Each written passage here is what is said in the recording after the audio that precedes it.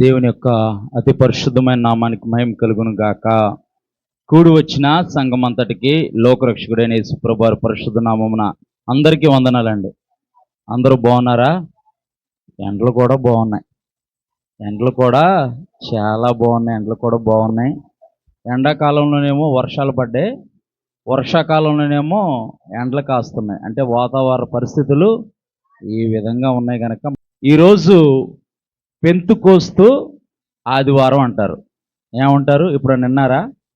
పెంతుకోస్తు ఆదివారం అంటారు. పెంతుకోస్తు ఆదివారం అంటారు. అంటే యేసు ప్రభువారు తిరిగి లేచిన తర్వాత నుంచి కౌంటింగ్ చేసిన తర్వాత 50వ రోజున పెంట్ అంటే 50 అని అర్థం అనమాట.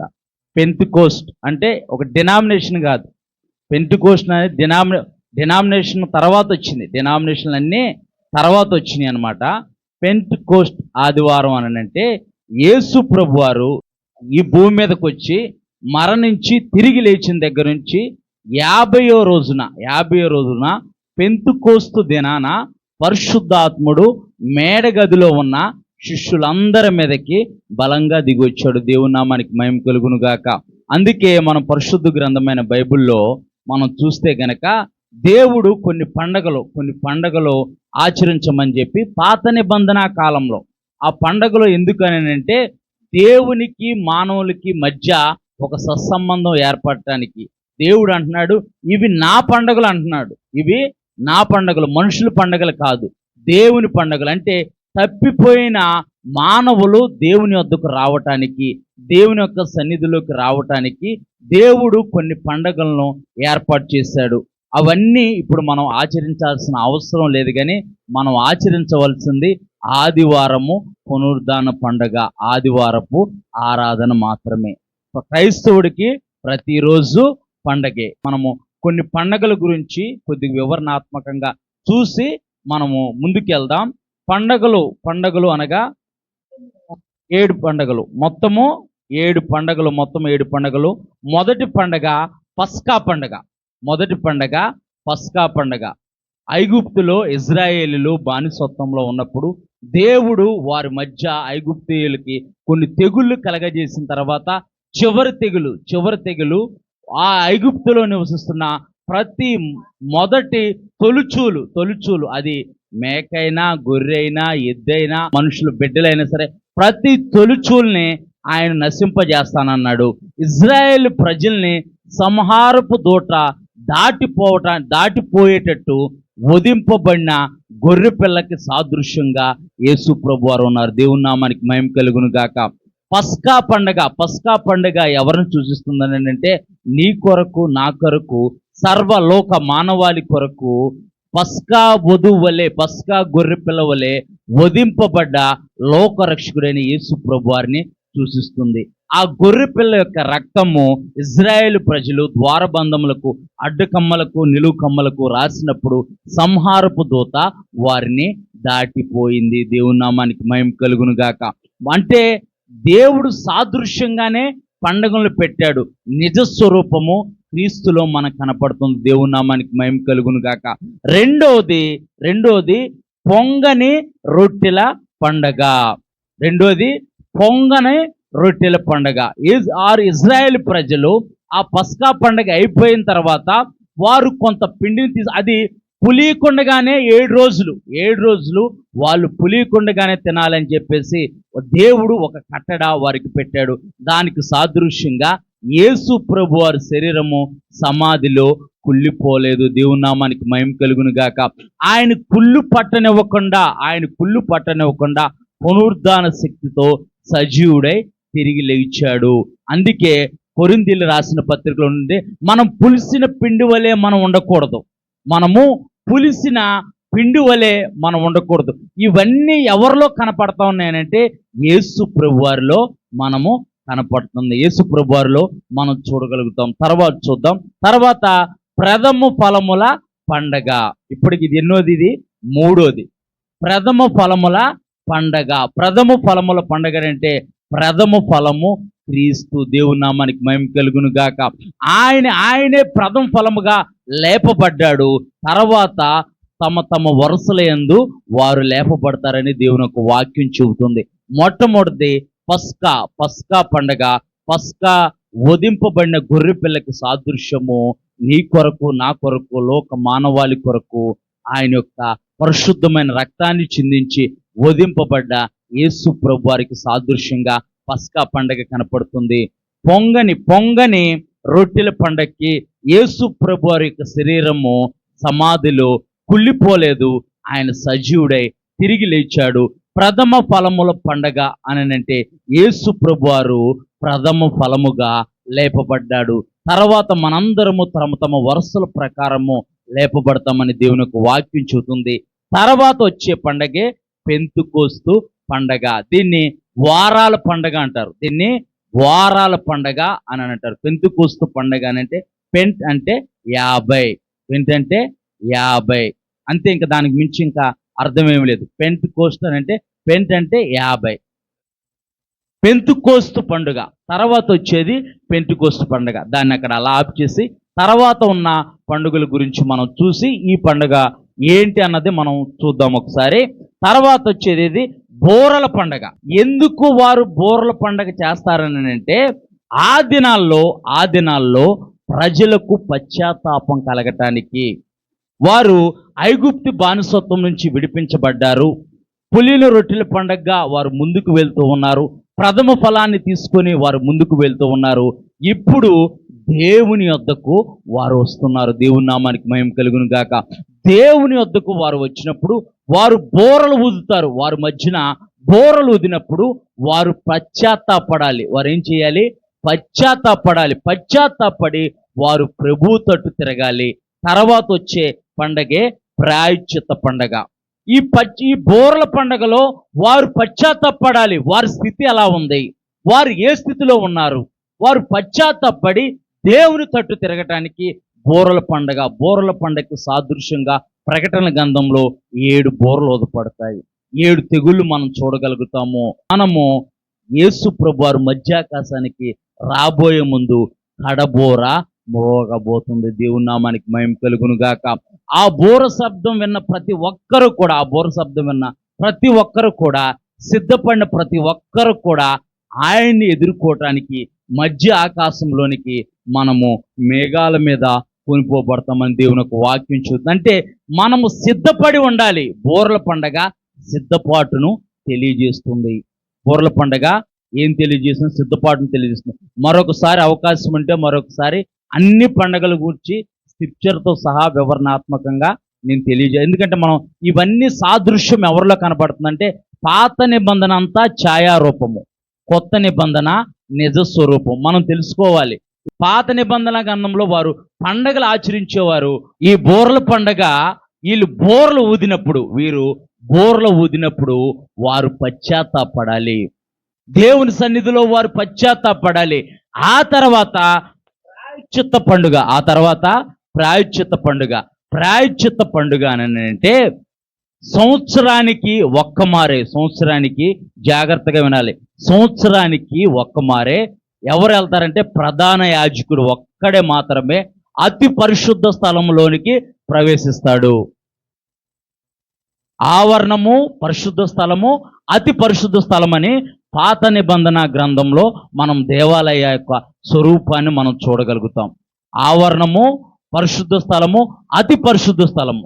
అతి పరిశుద్ధ స్థలంలోనికి ప్రధాన యాజకుడు ఒక్కడే, అది సంవత్సరానికి ఒక్కమారే వెళ్తాడు. ఎందుకు వెళ్తాడంటే ఆయన పాపాలు, ఆయన కుటుంబంలో ఉన్న సభ్యులందరి పాపాలు, జనులందరి పాపాల నిమిత్తము ప్రాయశ్చిత్తం చేయటానికి వధింపబడిన గొర్రె పిల్ల యొక్క రక్తాన్ని తీసుకొని పరిశుద్ధ స్థలంలోనికి వెళ్ళి అక్కడున్న దేవుని యొక్క మందసం మీద 2 కెరూబులు ఉంటాయి. ఒకదానికొకటి 2 కెరూబులు ఇలాగా రెక్కలు ఇలాగే ఒకదానికొకటి ఎదురు చాపుకొని ఉంటాయి.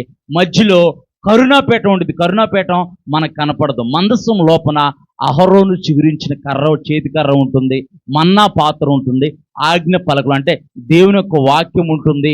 పునరుద్ధాన శక్తికి సాదృశ్యంగా అహరోను చేతికర్ర ఉంటుంది.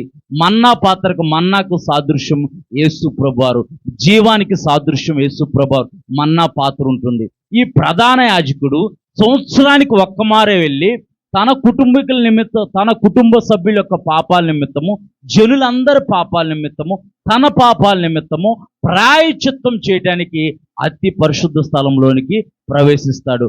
అతి పరిశుద్ధ స్థలంలోనికి ఎవరు ప్రవేశించాలంటే యాజకులు కాదు, ప్రధాన యాజకుడు మాత్రమే సంవత్సరానికి ఒక్కసారి ప్రవేశించాలి. మనకంటే ముందుగా మన కొరకు, మన పాపముల కొరకు రక్తం చిందించి అతి పరిశుద్ధ స్థలంలోకి ప్రవేశించిన ప్రధాన యాజకుడు లోకరక్షకుడైన యేసు ప్రభువారు. ఇట్టి ప్రధాన యాజకుడు మనకు సరిపోయిన వాడు. మన ప్రధాన యాజకుడు ఎవరు? ఆయన ఒక్కసారే ఆయన బలి అర్పించాడు. బలి అర్పించాడు, తన శరీరాన్ని బలిగా అర్పణగా అర్పించాడు. ఇట్టి ప్రధాన యాజకుడు మనకు సరిపోయిన వాడు.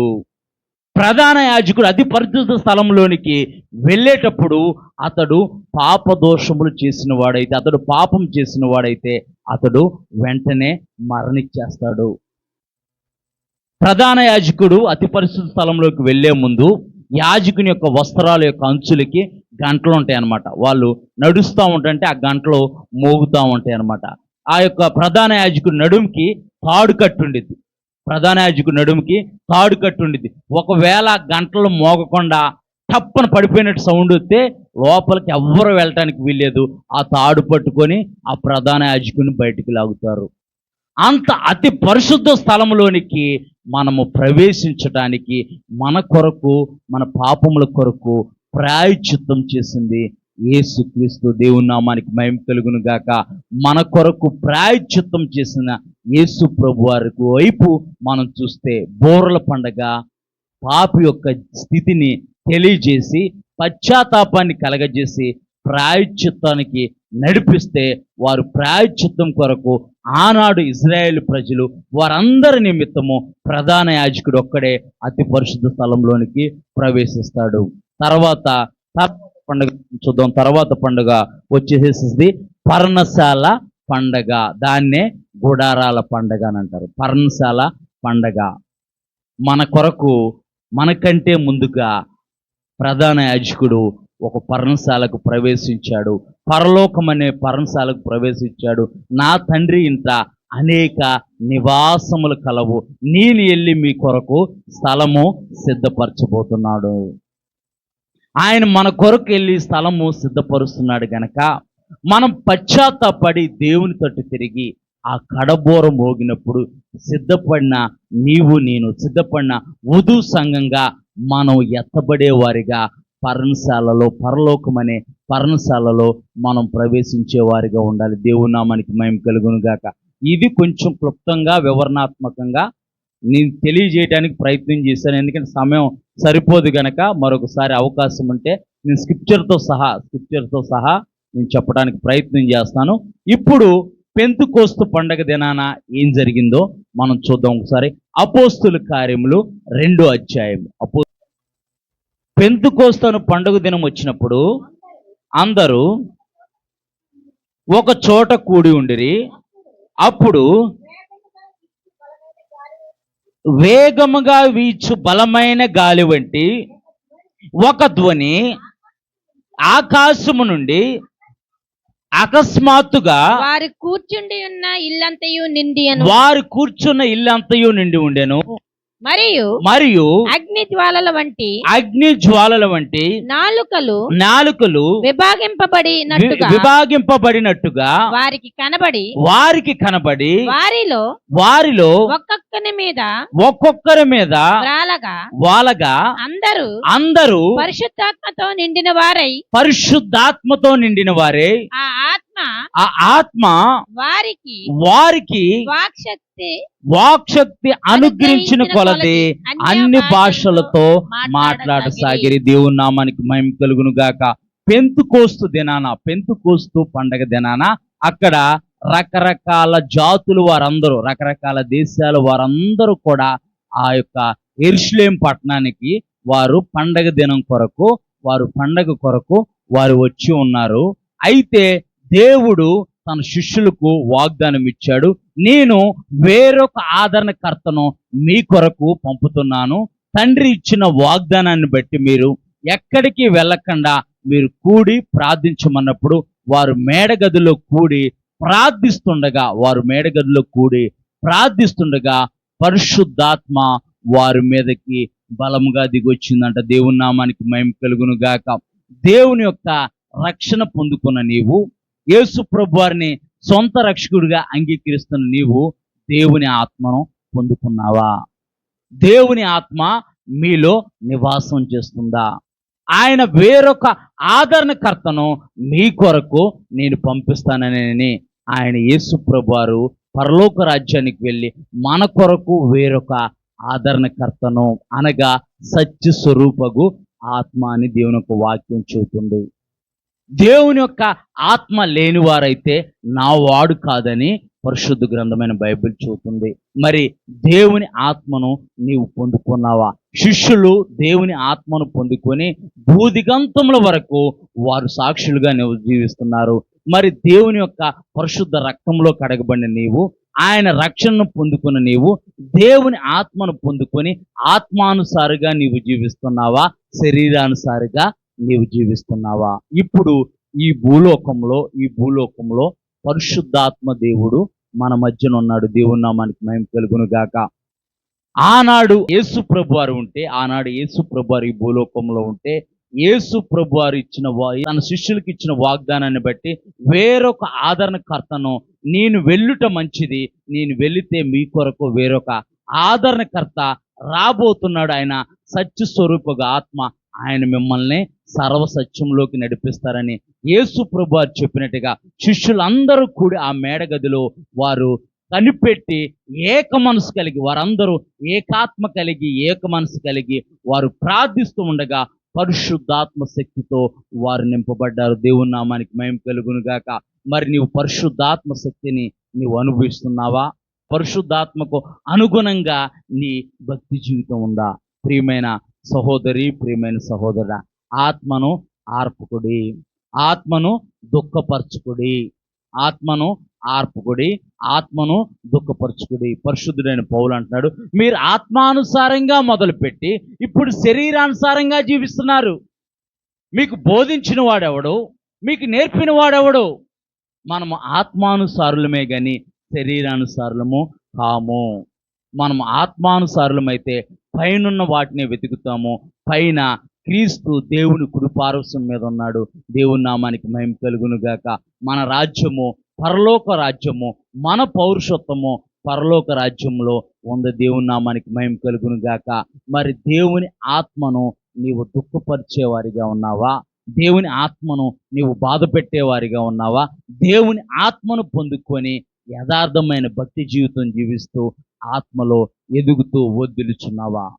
పరిశుద్ధుడైన పౌలు అంటున్నాడు, ప్రియుడా, నీ ఆత్మ వదిలుచున్న ప్రకారము నీవు అన్ని విషయంలో సౌఖ్యముగా ఉండుము.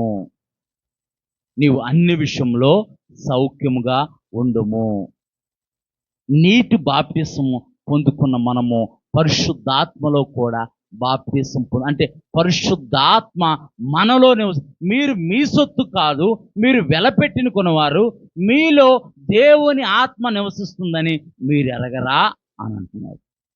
అంటే దేవుని యొక్క ఆత్మ మనలో నివసిస్తుంది గనక మనము పాపానికి దూరంగా, లోకానికి దూరంగా, పరిశుద్ధుడైన పౌలు అంటున్నాడు, నేను లోకాన్ని అంతటిని పెంటగా ఎంచుకున్నాను. లోకంలో ఉన్నదంతా నేత్రాశ, శరీరాశ, జీవపడంబము. మనము అంత్యదినాల్లో ఉన్నాం. అంత్యదినాల్లో ఆత్మకు విరోధమైన బోధలు మొదలవుతున్నాయి. రకరకాల బోధలు. అది లేదంటారు, ఇది లేదంటారు, అది లేదంటారు. దేవుని ఒక్క వాక్యానికి విరుద్ధమైన బోధలు లోకంలో మొదలైపోయాయి.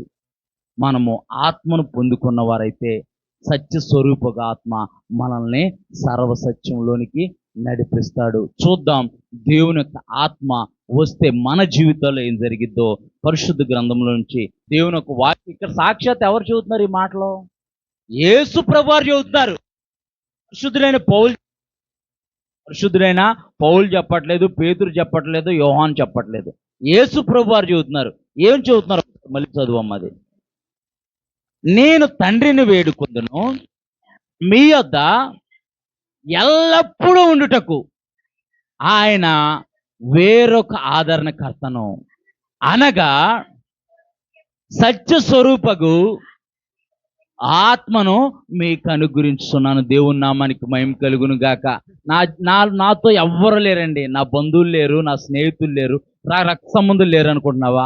దేవుని యొక్క ఆత్మ నీలో నివాసం ఉంటుంది. దేవుని నామానికి మహిమ కలుగును గాక.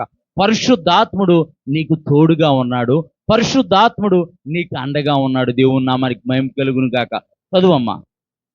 లోకము నేను చూడదు, ఆయనను ఎరుగదు గనక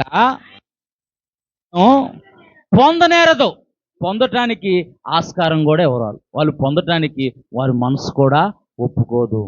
లోకం ఆయన చూడదు. లోకము గుడ్డితనంతో మనోనేత్రాలు వెలిగించబడకుండా గుడ్డితనంలో ఉంది లోకము. ఈ యుగ సంబంధమైన దేవత వారి మనోనేత్రములకు గుడ్డితనాన్ని కలగజేసింది. లోకము ఆయన్ని చూడదు, లోకము ఆయన్ని ఎరగదు, ఆయనను పొందనేరదు. చదువు. మీరు ఆయన ఎరుగుదురు. మనం ఎరుగుతున్నామా? మనం ఎరుగుతున్నామా? పరిశుద్ధాత్మ దేవుని మనం ఎరగట్లేదా? పరిశుద్ధాత్మ దేవుని ఎరుగుతున్నాం. సత్యమేదో అసత్యమేదో పరిశుద్ధాత్మ దేవుడు బోధిస్తున్నాడు. సత్యమేదో అసత్యమేదో, జీవమేదో మరణమేదో పరిశుద్ధాత్మ దేవుడు, యేసుప్రభు వారు అన్నారు, నేను బోధించిన వాటిలోనే తీసుకొని పరిశుద్ధాత్ముడు మీకు బోధిస్తాడని చెప్పేసి యేసుప్రభు వారు అన్నారు. చదువు. లోకము ఆయనను చూడదు, ఆయనను ఎరుగదు గనక ఆయనను పొందనేరదు. మీరు ఆయనను ఎరుగుదురు,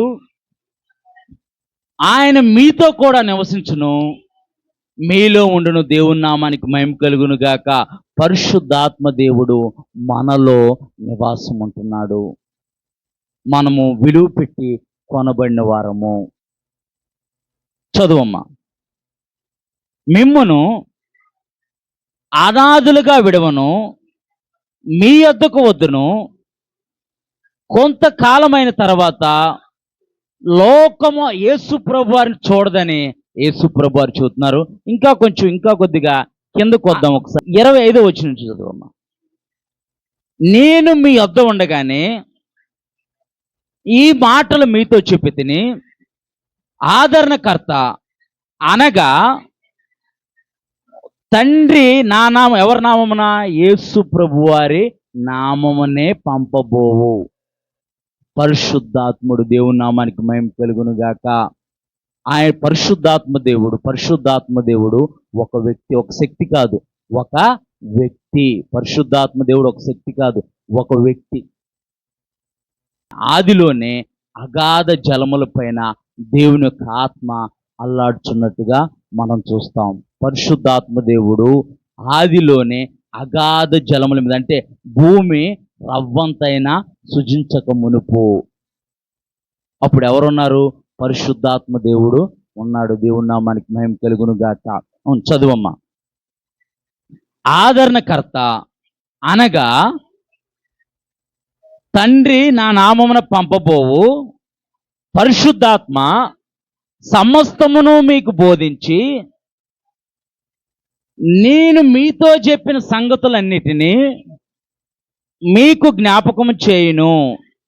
శాంతి మీకు అనుగ్రహించి వెళ్ళుచున్నాను, నా శాంతినే మీకు అనుగ్రహించుచున్నాను. దేవుని నామానికి మహిమ కలుగును గాక.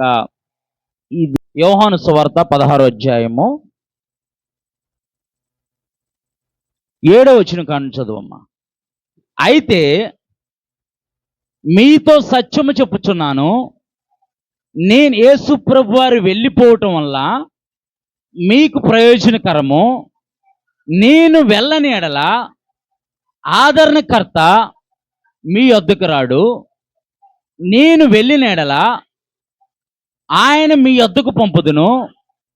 ఆయన వచ్చి, పరిశుద్ధాత్మ దేవుడు రావటం వల్ల ఏం జరుగుతుందో మనం చూద్దాం. పరిశుద్ధాత్మ దేవుడు పెంతెకోస్తు దినాన పరిశుద్ధాత్మను వాళ్ళు పొందుకున్నారు. శిష్యులు మేడగదిలో వారు ఏక మనసు కలిగి దేవుడిచ్చిన వాగ్దానాన్ని బట్టి వారు ఎత్తుపట్టి ఏక మనసుతో వారు ప్రార్థిస్తూ ఉండగా పరిశుద్ధాత్మ దేవుడు వారి మీదకి బలంగా దిగి వచ్చినప్పుడు వారు పరిశుద్ధాత్మ శక్తితో నింపబడి వారు అన్ని భాషలతో మాట్లాడారు. వారు బూదిగంతముల వరకు వారు సాక్షులుగా జీవించారు. పరిశుద్ధాత్మ శక్తి, పరిశుద్ధాత్మని మనము పొందుకుంటే పరిశుద్ధాత్మ దేవుడు మనల్ని ఎలా నడిపిస్తాడు, మనకి ఎలా బోధిస్తాడు మనం చూస్తున్నాము. చదువమ్మా. ఆయన వచ్చి పాపమును గూర్చియు నీతిని గూర్చియు తీర్పును గూర్చియు లోకమును ఒప్పుకొన చేయను. దేవుని నామానికి మహిమ కలుగును గాక. పాపమును గూర్చియు నీతిని గూర్చియు, చదువమ్మా, తీర్పును గూర్చియు లోకమును ఒప్పుకొన చేయను. చదువమ్మా.